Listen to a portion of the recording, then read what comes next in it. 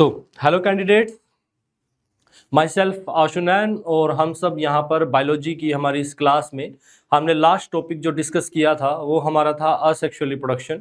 और उसी चैप्टर में नेक्स्ट आज की क्लास में हम डिस्कस करने जा रहे हैं sexual reproduction in flowering plants. Right, ये एक सब टॉपिक है बच्चे, reproduction how do organism reproduce वाले चैप्टर के अंदर हमारा।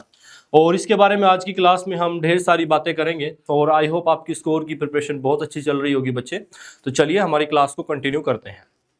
तो सेक्सुअल रिप्रोडक्शन लास्ट क्लास में हमने बच्चे पढ़ा था कि सेक्सुअल रिप्रोडक्शन और असेक्सुअल रिप्रोडक्शन में मेन डिफरेंस क्या होता है। सेक्सुअल रिप्रोडक्शन के अंदर जो है ना गैमेट्स के बीच में फ्यूजन होता है, गैमेट्स की फॉर्मेशन होती है। असेक्सुअल रिप्रोडक्शन के अंदर वैसे तो गैमेट्स की फॉर्मेशन ही नहीं होती, लेकिन इनकेस अगर किसी एग्जाम्पल में आपको फॉर्मेशन दिखाई देती है तो उनके बीच में फ्यूजन नहीं होती। तो ये एक इंपॉर्टेंट एग्जाम्पल आता है।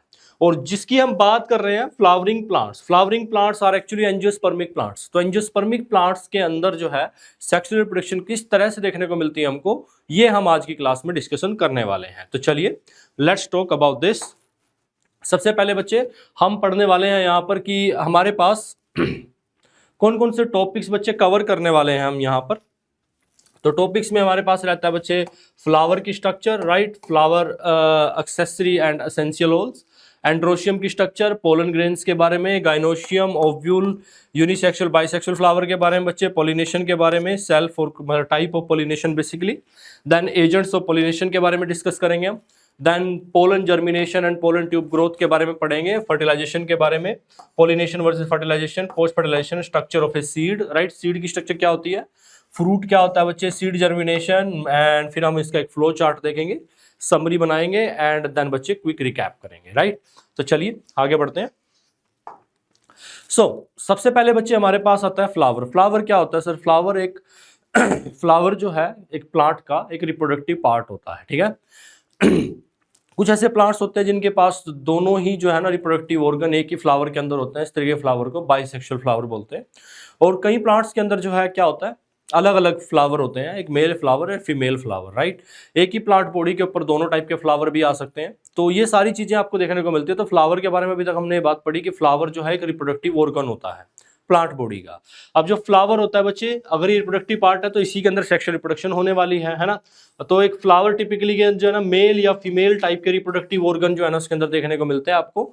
और इन्हीं ऑर्गन्स के अंदर गैमीट बनते हैं, जैसा हमने पढ़ा है it's a type of sexual reproduction. तो इसके अंदर गैमीट की फॉर्मेशन होने वाली है और उसके साथ साथ गैमीट की फ्यूजन भी होने वाली है, right.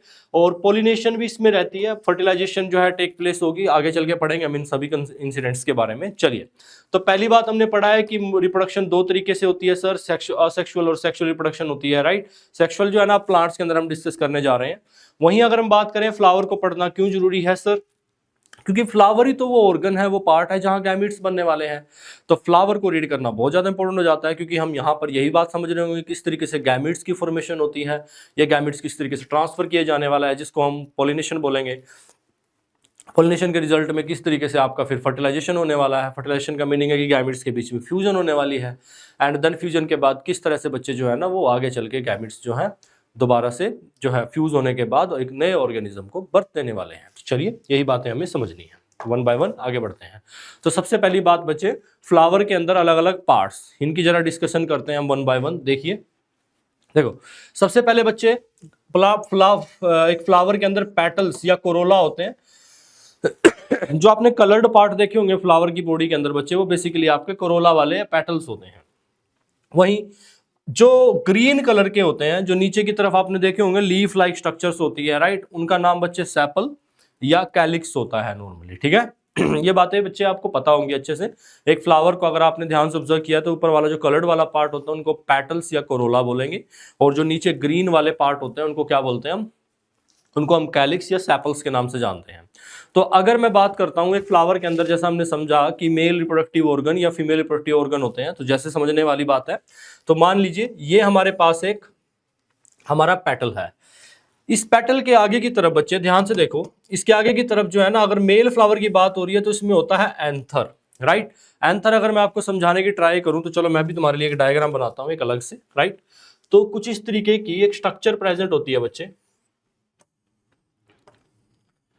Something like this, right.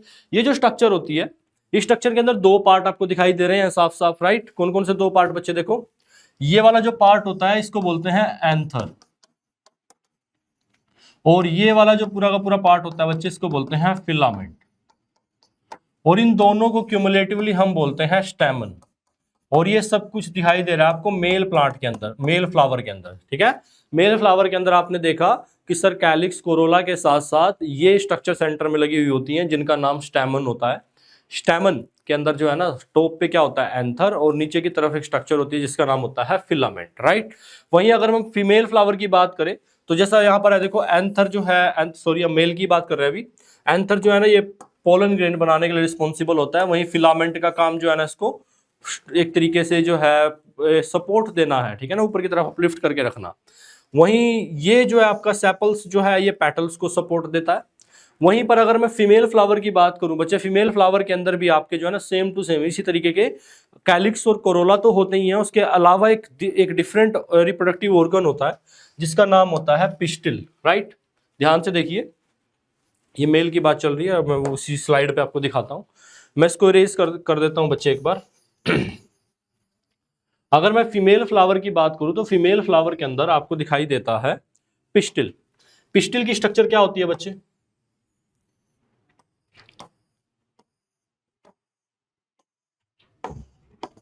कुछ इस तरीके की स्ट्रक्चर होती है पिस्टिल की, राइट। आप देख पा रहे होंगे पिस्टिल की बॉडी के अंदर 3 पार्ट होते हैं नॉर्मली। इसको बोलते हैं स्टिग्मा,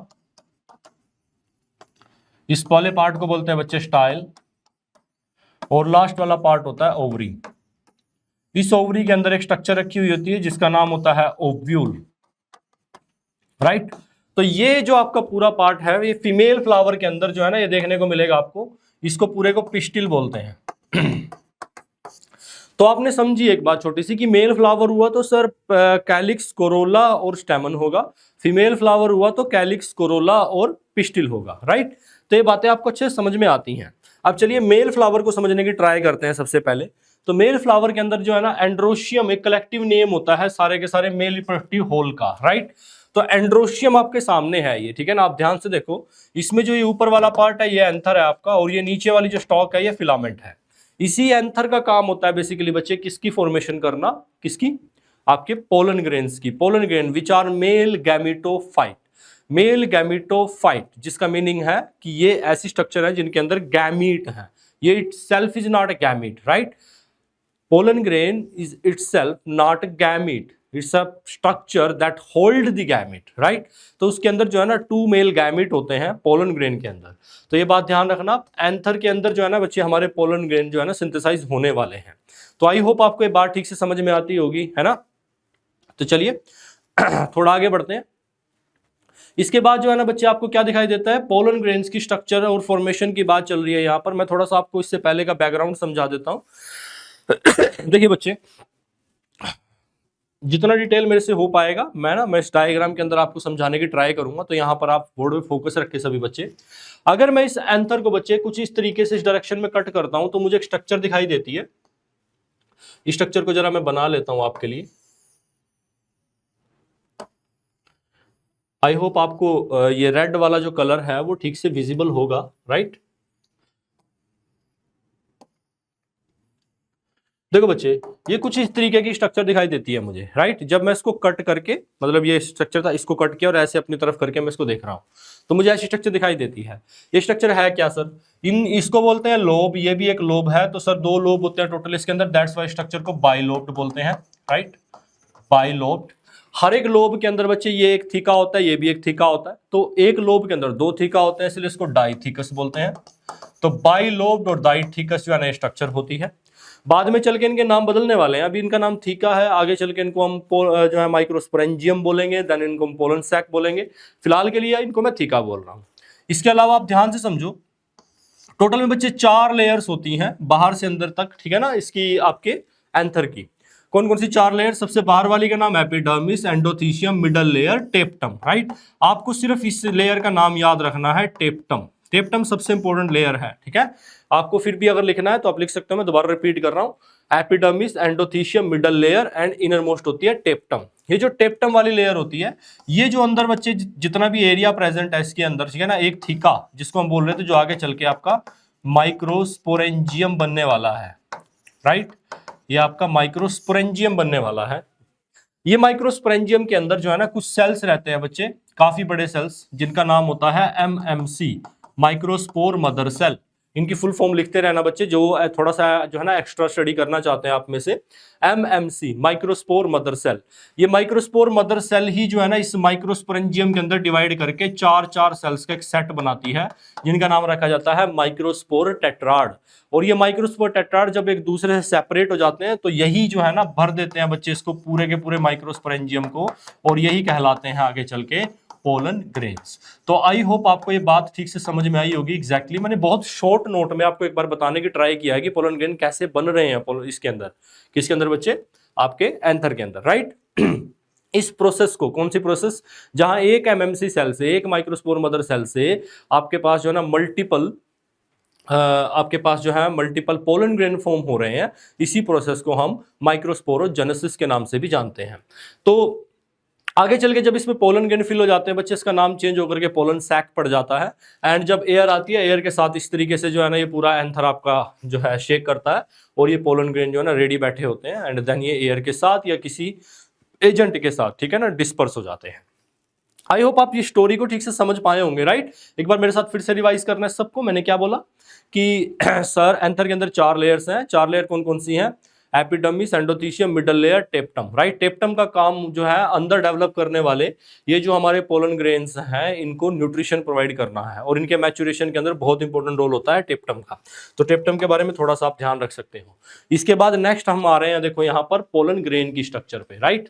तो जो ये एक पोलन ग्रेन होता है बच्चे, एक टाइनी पाउडरी स्ट्रक्चर होता है ना, जो एंथर के अंदर बनता है, और इसके अंदर मेल गैमिट होते हैं। मैंने आपको समझाई है ये बात ऑलरेडी कि पोलन ग्रेन जो है वो खुद गैमिट नहीं है, वो गैमिट को होल्ड करके रखने वाली स्ट्रक्चर है।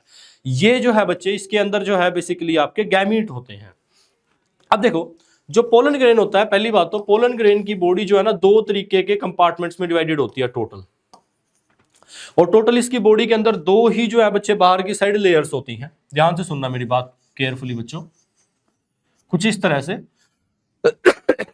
जो बड़े वाला सेल होता है इसका नाम होता है वेजिटेटिव सेल, वेजिटेटिव सेल, और जो छोटा सेल होता है इसका नाम होता है बच्चे आपका जनरेटिव सेल, इसको बोलते हैं जनरेटिव सेल, ठीक है। Vegetative cell and generative cell. जो वेजिटेटिव सेल होता है ये आगे चल के पोलन ट्यूब बनाने वाला है हमारा, जिसकी हेल्प से गैमीट्स को ट्रांसफर किया जाने वाला है। और जो जनरेटिव वाला सेल है बच्चे हमारा, ये जनरेटिव वाला, यही आगे चल के गैमीट्स बनाने वाला है, जिनका नाम है मेल गैमीट्स, और इनका नंबर रहने वाला है 2। तो ये 2 मेल गैमीट्स को फॉर्म करने वाला है जनरेटिव सेल। आई होप आपको समझ में आ रही होगी। इसके अलावा लेयर्स होती हैं, इनके बारे में बहुत बार क्वेश्चन आता है। जो लेयर होती है बच्चे, बाहर वाली लेयर का नाम इसकी होता है एक्साइन, और इनर वाली का नाम होता है बच्चे इसका इंटाइन। इंटाइन आपके मिलके बनी हुई होती है पैक्टिन एंड अदर कंपोनेंट से, और जो हमारी एक्साइन होती है इसके कंपोनेंट बहुत इंपॉर्टेंट है। एक्साइन हमारी मिलके बनी होती है कंपोनेंट से, जिसका नाम होता है स्पोरोपोलेनिन, स्पोरोपोलेनिन। ये जो है स्पोरोपोलेनिन पूरे के पूरे पोलन ग्रेन को जो है सरवाइव करवाने में हेल्प करवाता है। ये जो है ना पोलन ग्रेन काफ़ी ईयर्स तक जो है बहुत low pH, high temperature, low temperature, इस तरीके की सिचुएशंस के अंदर जो है ना बच्चे इसको प्रिजर्व करके रखने में हेल्प करवाता है। तो आप अब ध्यान से दोबारा देख सकते हो पोलन ग्रेन की स्ट्रक्चर को कि सर यहाँ पर गैमीट्स प्रोड्यूस होने वाले हैं, और जो है ना इसकी बॉडी प्रॉपर 2 लेयर में डिवाइडेड है, exine, intine, right. And 2 cell होते हैं अंदर की तरफ, एक का नाम वेजिटेटिव सेल, दूसरे का नाम जनरेटिव सेल। चलिए थोड़ा आगे बढ़ते हैं बच्चे।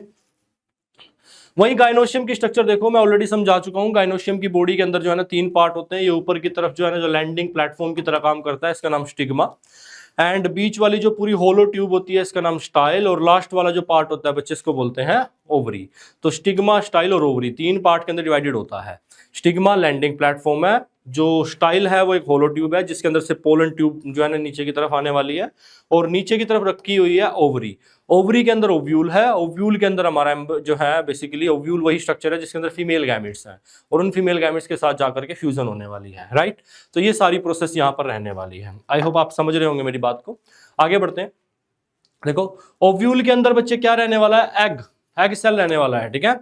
तो each ovule inside the ovary contain single egg cell. Egg cell तो होता ही है, उसके अलावा भी काफी सारे सेल होते हैं, ठीक है। जैसे अगर एक मैच्योर ओव्यूल की स्ट्रक्चर को देखा जाए तो बच्चे एनसीईआरटी के अंदर आपको एक डायग्राम देखने को मिलेगा कुछ इस तरीके का, ठीक है। मैं काफी जो है ना इसको शॉर्ट फॉर्मेट में बता रहा हूं आपको, बट आपको वहां इसी तरीके का डायग्राम देखने को मिलेगा। इनके नाम मैं आपको लेबल करवा देता हूं फिर भी फटाफट से। देखो क्या होता है बच्चे, ये वाले जो होते हैं इनको बोलते हैं एंटीपोडल सेल्स। देखो ढेर सारे सेल्स हैं इसके अंदर, ठीक है। ये ओव्यूल है एक, एनाट्रोपस ओव्यूल। देखो ध्यान से तो ऊपर की तरफ जो 3 सेल्स होते हैं इनका नाम एंटीपोडल सेल्स होता है। नीचे की तरफ जो सेल्स होते हैं इनका नाम बच्चे ये 2 सेल्स, इनको हम सिनर्जिड्स बोलते हैं। और यहां पर जो रखा होता है ये है हमारा एग सेल, जिसके साथ आके फर्टिलाइजेशन होने वाली है। और ये जो सेंटर में 2 सेल रखे होते हैं इनको बोलते हैं 2 पोलर न्यूक्लियाई। इनका नाम होता है 2 पोलर न्यूक्लियाई। और जो सेंटर में सेल होता है पूरा का पूरा, इसको बोलते हैं लार्ज सेंट्रल सेल।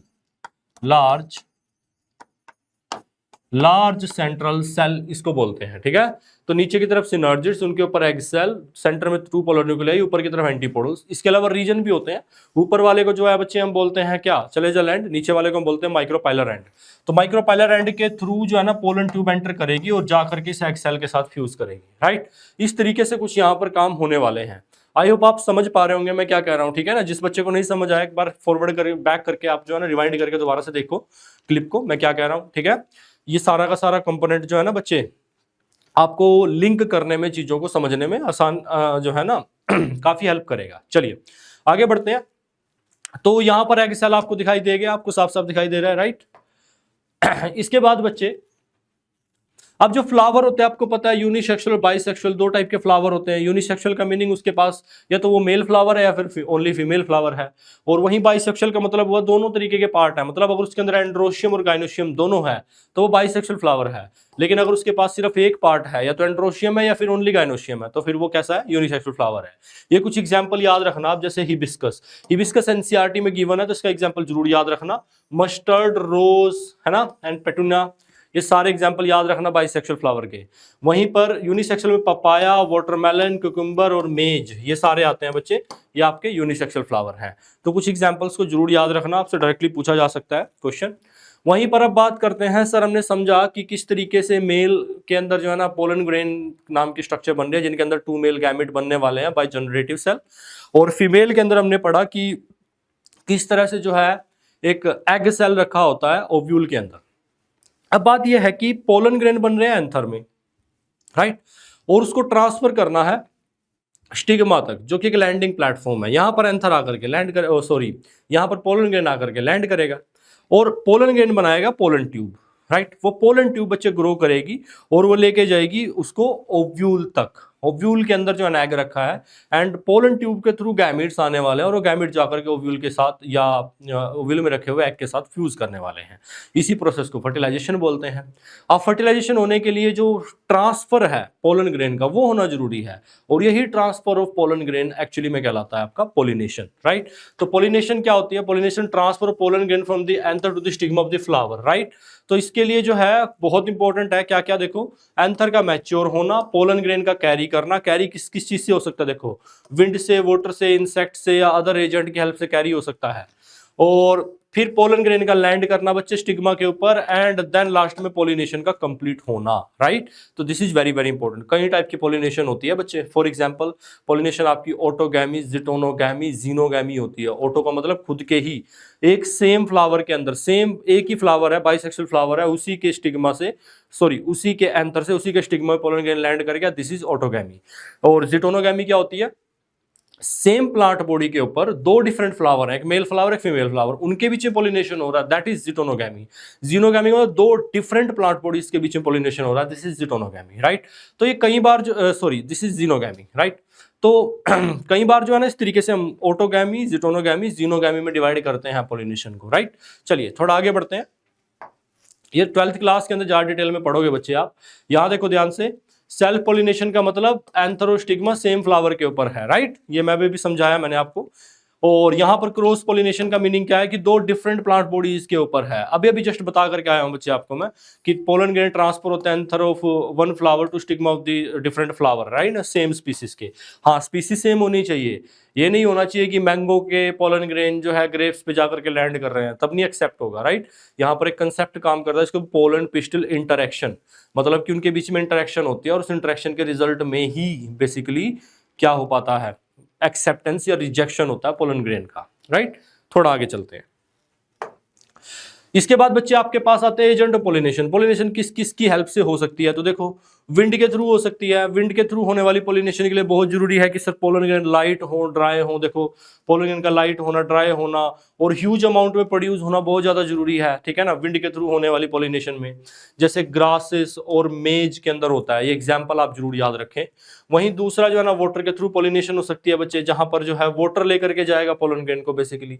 ऐसे केस में क्या होता है कि मेल फ्लावर जो है ऊपर की साइड होता है हाइट पे, और फीमेल फ्लावर नीचे की साइड होता है, और मेल जो है पानी के अंदर अपने पोलन ग्रेन को रिलीज कर देता है, पानी लेकर के आगे जो है ना फीमेल फ्लावर तक जाता है इसको। ऐसा किस में होता है? वेलिसिनेरिया के अंदर होता है और हाइड्रिला के अंदर होता है, राइट। वहीं इंसेक्ट की बॉडी के अंदर देखो, इंसेक्ट की हेल्प से, इंसेक्ट से हेल्प से सबसे ज्यादा जरूरी है, इंसेक्ट को पहले अट्रैक्ट करना पड़ेगा अपनी साइड, तभी जो है ना वो कर पाएंगे पोलिनेशन।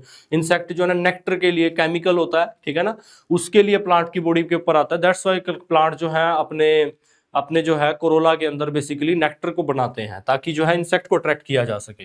इसके एग्जांपल हैं हिबिस्कस और सनफ्लावर। ये हिबिस्कस कई बार पूछा जाता है पेपर में, इसको ध्यान में रखना, ठीक है। वहीं अगर एनिमल और बर्ड्स की, मतलब लार्जर बर्ड्स भी करते हैं, जैसे हमिंग बर्ड करते हैं, कई बार और भी बड़े एनिमल भी करते हैं पोलिनेशन, ठीक है ना। तो इनके बदले में जो है ना प्लांट उनको कोई ना कोई रिवॉर्ड देता है बच्चे, पोलिनेशन करवाने के बदले में। चलिए, तो यहां तक की बातें आपको ठीक से समझ में आती हैं। नेक्स्ट हमारे पास आता है pollen germination and pollen tube growth. जैसे मैं आपको बार बार समझाता आ रहा हूं शुरुआत से ही सॉरी बच्चे, हो क्या रहा है, जैसे ही इसके ऊपर आकर के पोलन ग्रेन लैंड करता है, तो पोलन ग्रेन में एक जगह होती है जिसको बोलते हैं हम जर्म पोर। जर्म पोर से पोलन ट्यूब, जो कि वेजिटेटिव सेल ग्रो करने वाला है, वो जो है ना बच्चे उस ट्यूब में से होकर के नीचे तक जाती है, और उस नीचे जो है कहाँ पर जाती है बेसिकली, ओव्यूल के अंदर। और ओव्यूल के अंदर बच्चे वो एंटर कर जाती है, और जैसे ही वो ओव्यूल के अंदर एंटर करती है तो वो गैमीट्स को लेकर के जा रही होती है अपने साथ, 2 मेल गैमीट्स, और उन्हीं गैमीट्स की हेल्प से जो है क्या होती है, फर्टिलाइजेशन हो पाती है, राइट, एग के साथ। तो देखिए, पोलन ग्रेन लैंड करता है कंपेटेबल स्टिग्मा के ऊपर, वहां से पोलन ग्रेन जर्मिनेट करना स्टार्ट करता है, पोलन ट्यूब बनती है, और उसके अंदर से जो है 2 मेल गैमिट्स ग्रो जो है ट्रांसफर होने लगते हैं, और वो बच्चे माइक्रोपाइलर एंड के थ्रू एंटर करते हैं ओव्यूल के अंदर। राइट।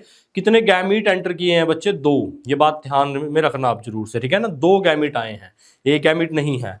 और यहीं से हमारा जो है ना कंसेप्ट निकल के आएगा जिसका नाम होगा डबल फर्टिलाइजेशन। आगे पढ़ाऊंगा आपको हम क्या होता है।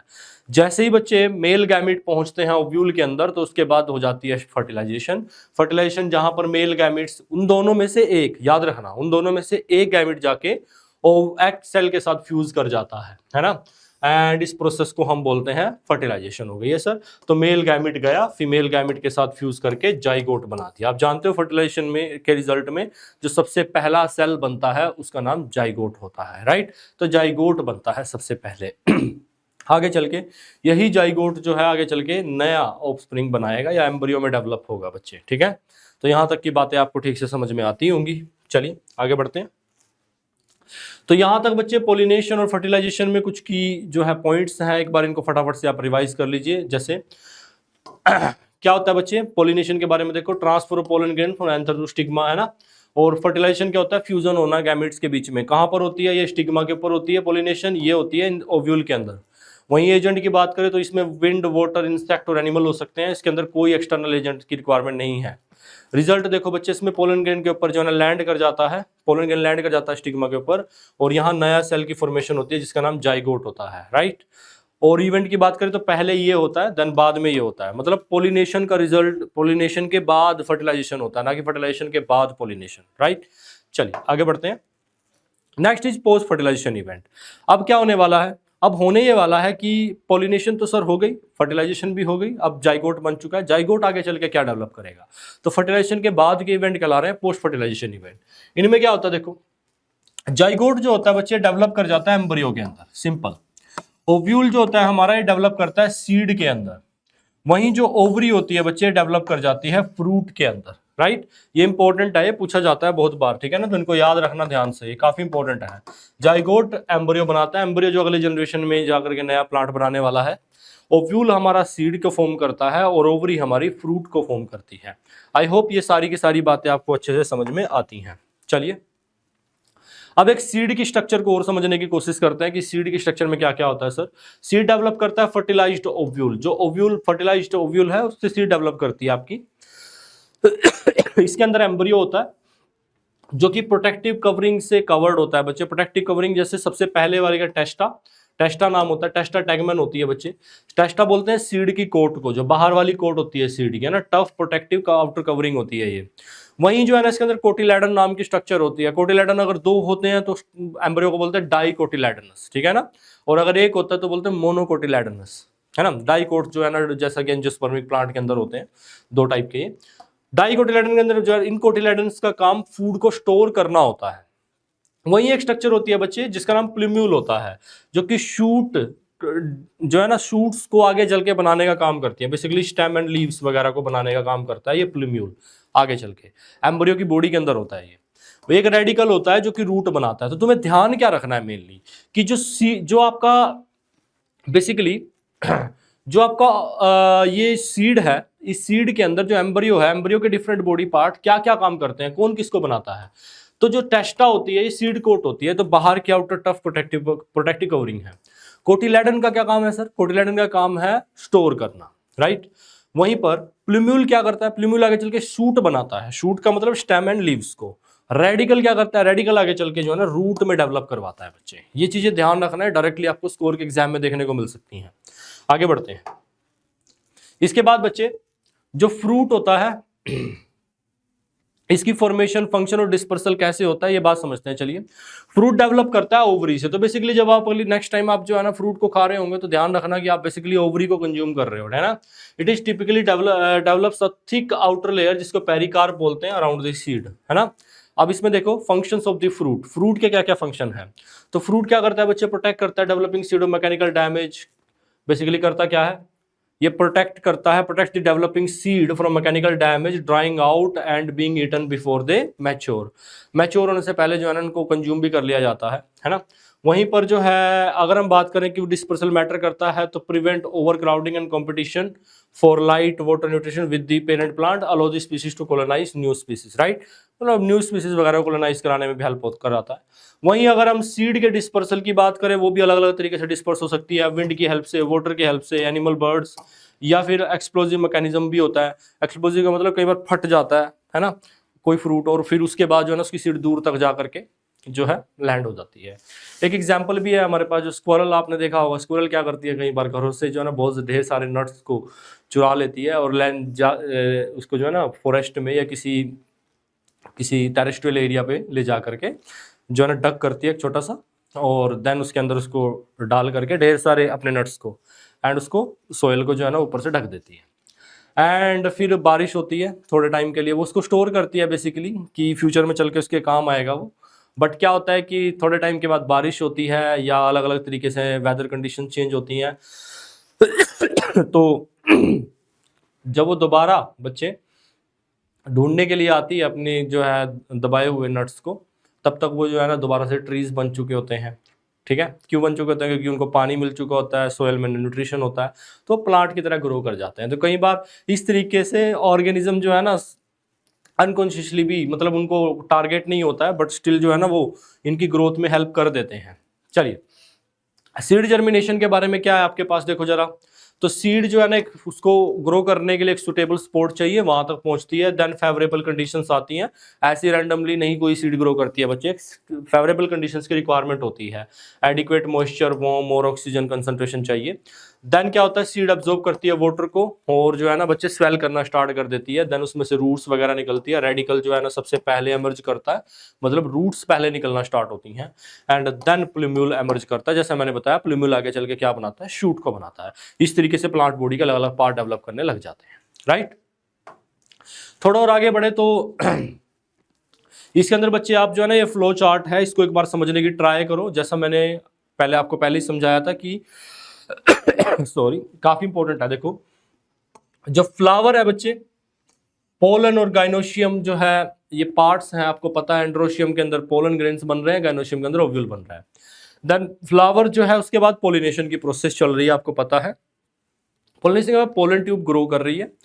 देन बच्चे फर्टिलाइजेशन की प्रोसेस हो रही है। Then seed and fruit formation हो रही है एंड लास्ट में इनका डिस्पर्सल होकर के नया प्लांट ग्रो किया जा रहा है, राइट। ये प्रोसेस चल रही है बेसिकली। आप इसको पोज करके ध्यान से समझ सकते हो जो मैंने समझाया। सारे इवेंट्स इसके अंदर आपके लिए लेबल्स हैं, ठीक है।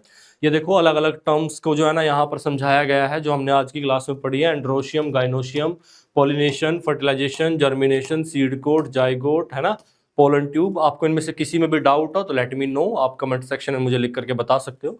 मैं उसके ऊपर भी आपको डेडिकेटेडली अलग से जो है ना एक लेक्चर आपको असाइन करवा सकता हूँ, कोई इशू नहीं होगा, राइट। चलिए ये आपके लिए कुछ क्वेश्चंस हैं बच्चे जिनको आप देख सकते हो, राइट। जैसे फ्लावर के बारे में, इसके होल के बारे में, फ्लो चार्ट, डिफरेंस क्या होता है एंड्रोशियम गाइनोशियम में, है ना, पोलन ग्रेन की स्ट्रक्चर। अच्छा चलो मेरे कुछ क्वेश्चंस के आंसर करना बच्चे, सभी के सभी को कमेंट में करने हैं क्वेश्चन के आंसर। क्या कि मुझे बताओ कि जो पोलन ग्रेन की आउटर मोस्ट लेयर है वो किस केमिकल से मिलकर बनी हुई होती है, राइट। ये आप मुझे कमेंट में लिख करके बताओगे। इसके बाद डिफरेंस क्या होता है यूनिसेक्सुअल बाइसेक्सुअल फ्लावर के बीच में, पॉलिनेशन क्या होती है बच्चे, कैसे जो है ना डिफरेंट होती है फर्टिलाइजेशन से, और सेल्फ पॉलिनेशन, क्रॉस पॉलिनेशन, इसके बारे में मैंने आपको समझाया है ना, क्या फ़र्क होता है इनमें।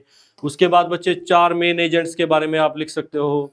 पोलन ट्यूब जो है हेल्प कैसे कराती है फर्टिलाइजेशन में, what changes occur in ovary ovule, ये सारे चीज़ें आप कर सकते हो इजीली, ठीक है ना। आज की क्लास में हमने स्टडी किया है बच्चे सब कुछ, और यहाँ तक आपका sexual reproduction in flowering plants भी बच्चे जो है ना कंप्लीट हो जाता है। और नेक्स्ट टॉपिक जो है मैं आपके साथ जो डिस्कस करने वाला हूँ वो रहने वाला है हमारा ह्यूमन रिप्रोडक्शन के बारे में। अब हम थोड़ा सा एक बार स्कोर के हमारे एग्जामिनेशन के बारे में देख लेते हैं। तो बच्चे ये हमारा इंडिया का लार्जेस्ट रिवॉर्ड सिस्टम है, ठीक है ना। आपको कैश प्राइजेस में 2.5 CR तक का आप कैश विन कर सकते हो हमारे इस एग्जाम में जो है अपने आप को एनरोल करके, या आप जो है ढेर सारी स्कॉलरशिप विन कर सकते हो। आप एजुकेशनल नासा ट्रिप्स जो है आप इसकी भी आपको पूरा चांस मिलता है। वहीं पर आप प्रीमियम गैजेट्स जो है, अगर आप फर्स्ट कुछ रैंक्स में आते हो तो आप कुछ प्रीमियम गैजेट्स भी जो है यहाँ से विन करके जा सकते हो।